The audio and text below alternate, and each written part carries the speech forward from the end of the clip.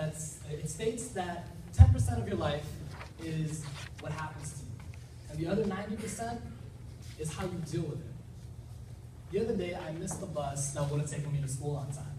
Now, it's really easy at this point to just give up on getting to school on time and just say, okay, I'll go to school 20 minutes late and apologize to my teacher.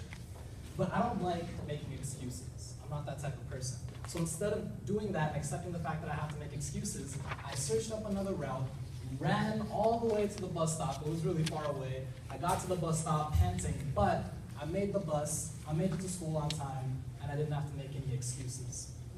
See, I've noticed that a lot of people, when they don't achieve their objectives or their goals, they look straight to everything that was out of their control. They look straight to the factors that they couldn't change and use that as a justification for their failure. In short, they make excuses.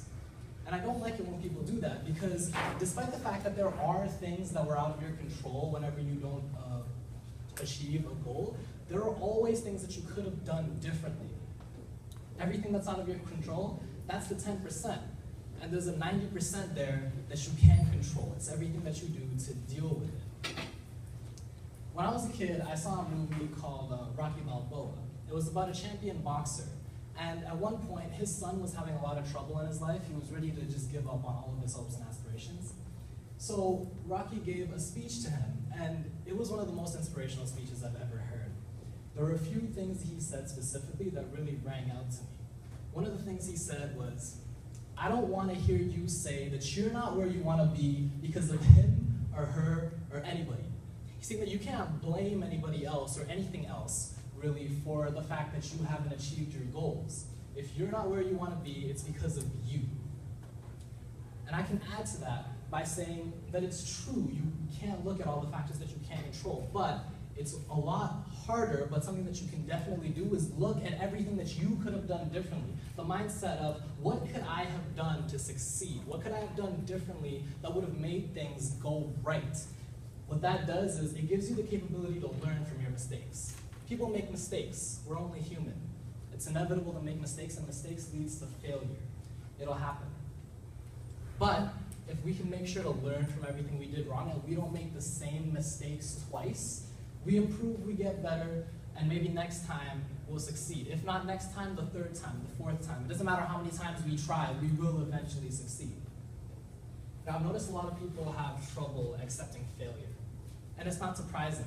Think back to every story you've read as a kid, every TV show you watched, every movie you've seen. The protagonist always wins. I'm sure there are a few stories where the main character loses, but 99% of stories has the main character who has an obstacle that he has to overcome, and he successfully overcomes it.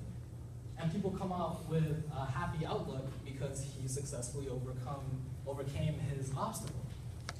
But this is good because people grow up with a positive outlook on life, but there's a problem here.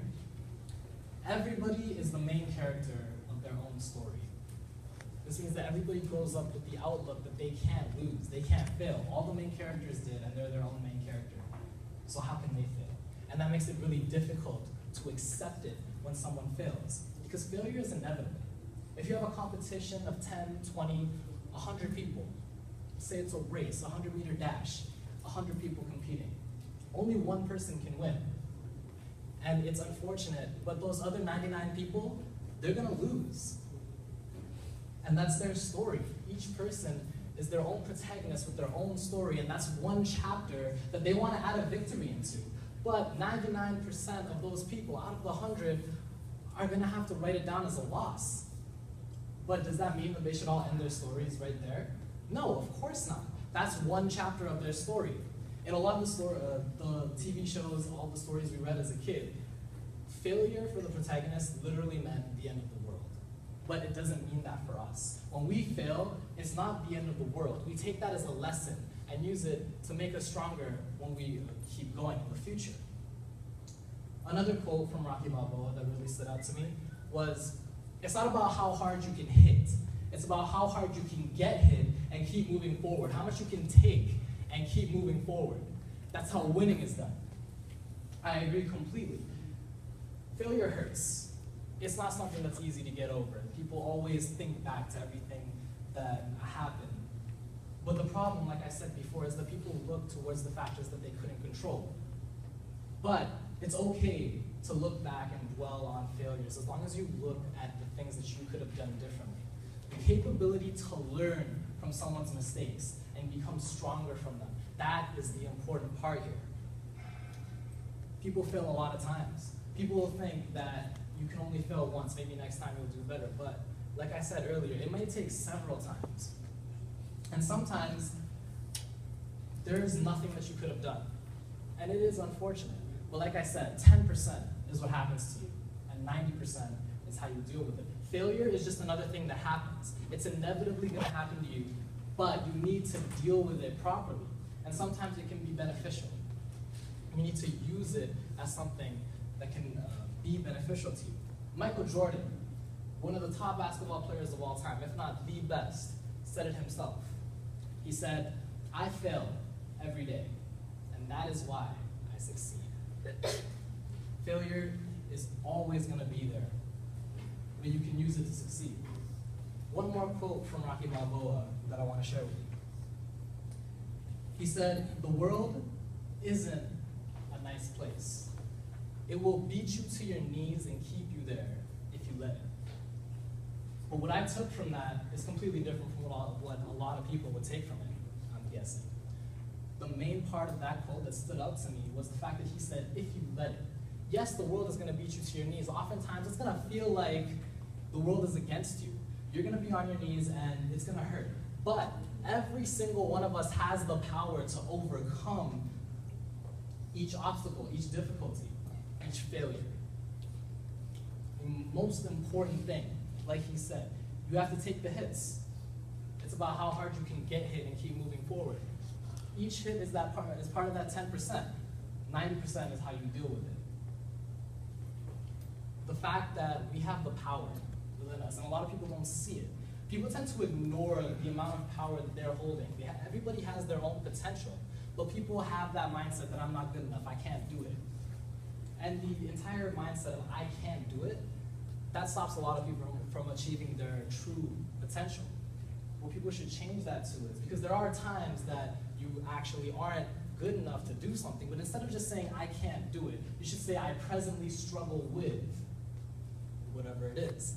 With that kind of a mindset, you start working towards the goal of getting better and then achieving what you need to do. Because if there are going to be times, if you're not good enough to do something, you can still improve and get it. That's what it is to achieve your true potential. And it's really important to keep that in mind. Failure is a big thing. It's always going to happen. It happens throughout life. And it does hurt, but people need to make sure that you can always stand back up again after it's done. Because, like I said, the world beats you to your knees, but you always have to get back up again. Another quote, I don't remember who it was by, but this was one of my favorite quotes that I've ever heard. It's the definition of success, and I'm going to share with you all of it right now. Success will be, and always has been, defined as getting up one more time than you were knocked down. And I love it. You can get knocked down 1,000 times, but if you got up 1,001 times, you will succeed. What else I like about that is that it lists victory as an inevitability. Like I said, a lot of times during the speech, failure is an inevitability. But if you get up one more time than you were knocked down, no matter how many times that was, success also becomes an inevitability. You need to keep in mind that each of us has the power to get through any obstacle, any failure that we have, even though it will be difficult, and we're going to struggle, and it's going to hurt. But as long as we put in the work, as long as you stand up again, and as long as you look back at all of the mistakes that you made without looking at all of the factors that you couldn't control, you will get stronger and use your failures as a way of accumulating strength so that eventually you will succeed. 10% of your life is what happens to you, and the other 90% is how you deal with it. Thank you very much for listening to my speech.